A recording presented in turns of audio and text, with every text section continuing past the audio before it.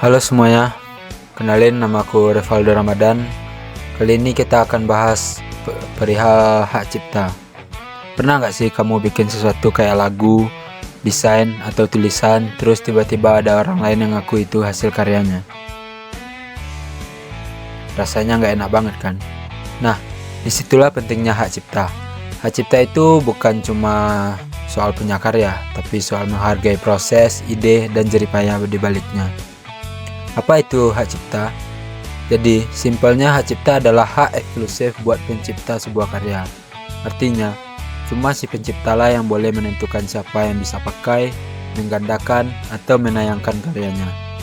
Di Indonesia, hak cipta diatur dalam Undang-Undang Nomor 28 Tahun 2014. Dan menariknya, hak cipta itu otomatis muncul sejak karya kamu jadi. Misalnya, kamu udah nulis lagu, bikin foto, atau ngerancang desain.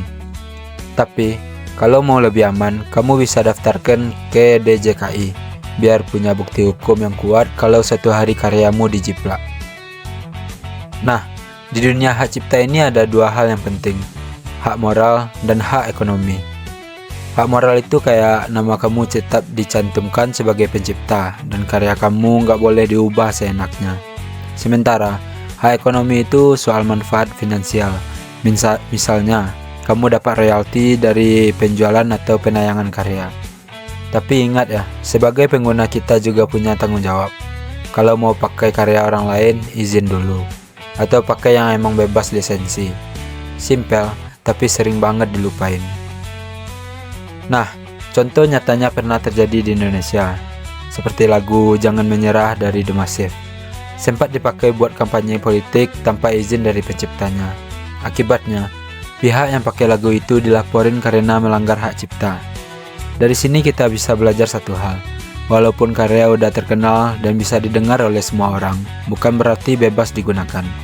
Pencipta punya hak, dan pengguna punya kewajiban buat menghormatinya. Dengan menghargai hak cipta, kita membantu membangun lingkungan kreatif yang sehat. Coba bayangin, kalau semua karya bisa diambil seenaknya, siapa yang mau terus berkarya? Tapi, kalau karya dihargai, ide-ide baru bakal terus tumbuh, dan dunia kreatif kita bakal menjadi makin maju. Jadi, mulai sekarang, yuk jadi pengguna yang bijak, dan pencipta yang sadar akan hak cipta. Karena, setiap karya punya cerita, dan setiap cerita punya pencipta. Sekian dari saya, Assalamualaikum warahmatullahi wabarakatuh.